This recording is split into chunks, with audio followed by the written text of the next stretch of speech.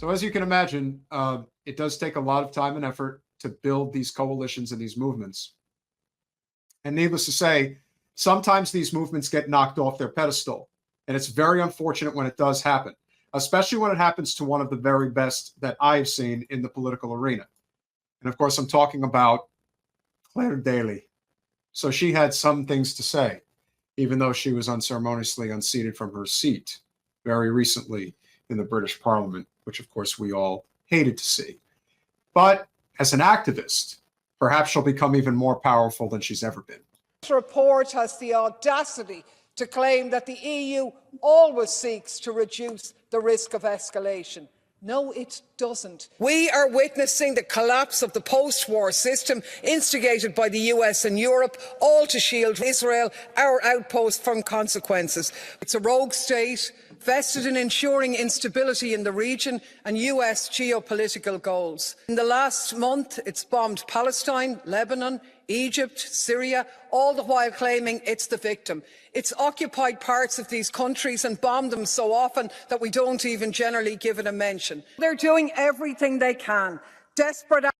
Notice how when she's speaking, Mickey Dolenz is the only person that's there by her side. And on top of that, notice how the parliament is very small. Not a lot of people there. You know why? Now, they may not have, the UK may not have government as bad as we have here in the United States, but it's so corrupt. And the people that are bought off by corporate special interests in that part of Europe, well, it's easy to see why they don't want to hear from people like Clare Daly. Because over there, the Irish will tell you exactly what they're thinking, and they won't hide it. Travers knows what I speak of. Let's continue. Acts of aggression to provoke a wider conflict with Lebanon, with Iran, with anybody, to draw in the US, to save them from the consequences of their own actions. Illegal, unprovoked, unjustified airstrikes on Yemen.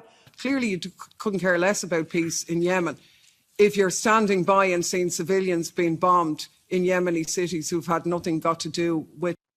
And she's 1000% right, because as we know, everything that's going on in Yemen has been completely disregarded over the past few years, partly because Trump isn't in the White House right now. And we are a nation that is so dependent on foreign oil, particularly from Saudi Arabia, because we will simply not move fast enough to get a clean energy grid. So we're not dependent on fossil fuels, which again, if Trump gets in, he's going to get off of foreign oil. He's just going to drill here.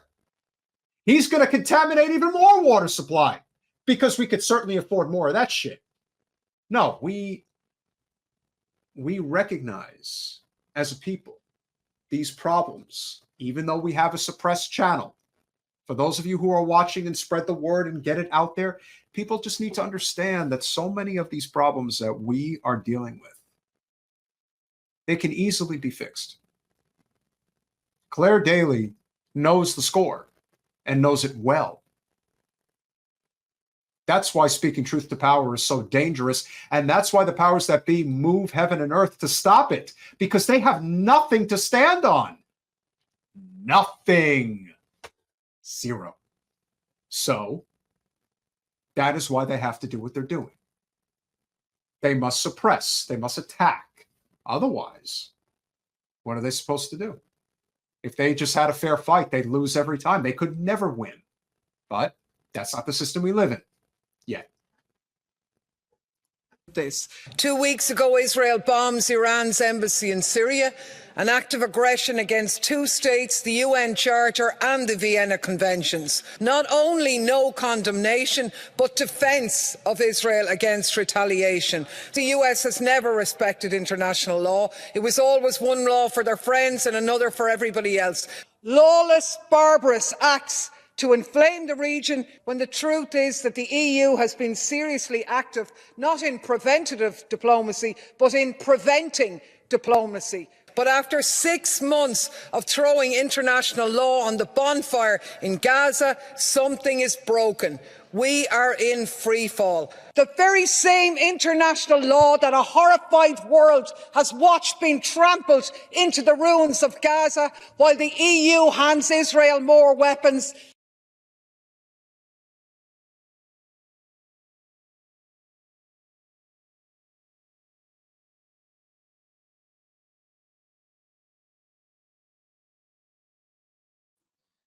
Unmute yourself, Pete. Thank you for pointing that out. There was a lot of noise going on outside. That's why I did that. So thank you, fellow producer. It means a lot.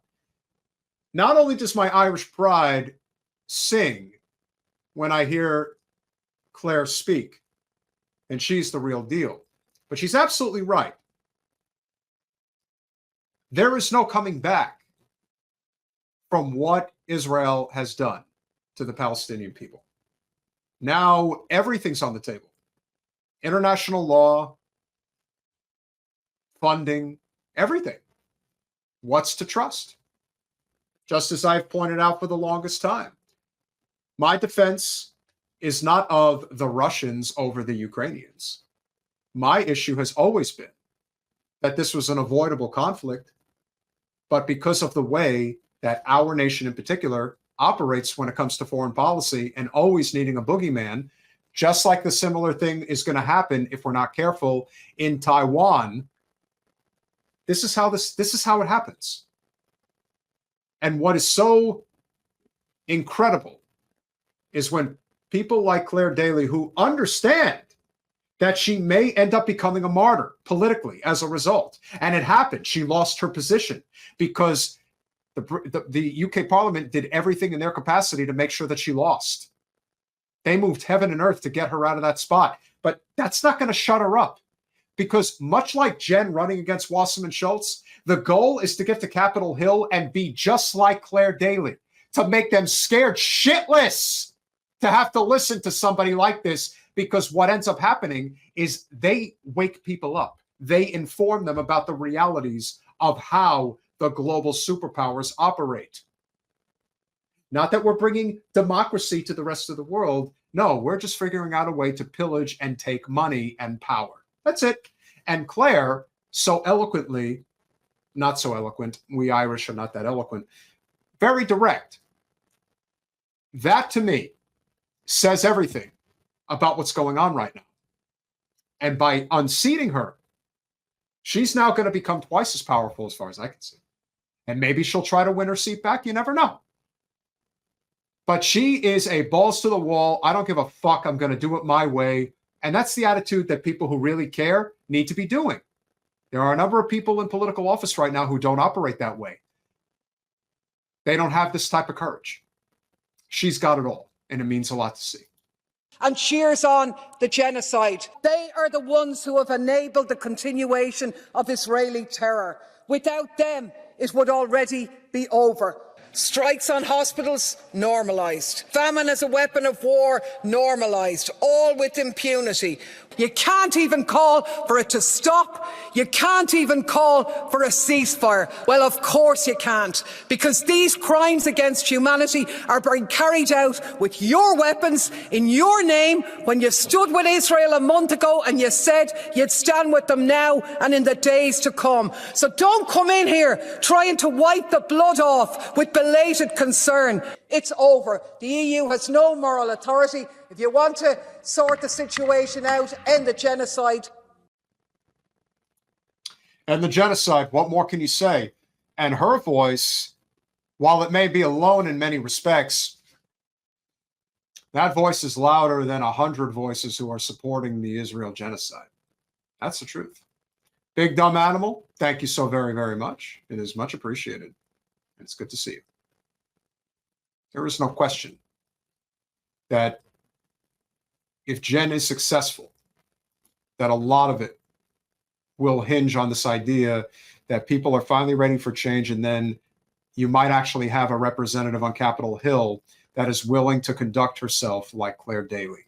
Now imagine what that would be like.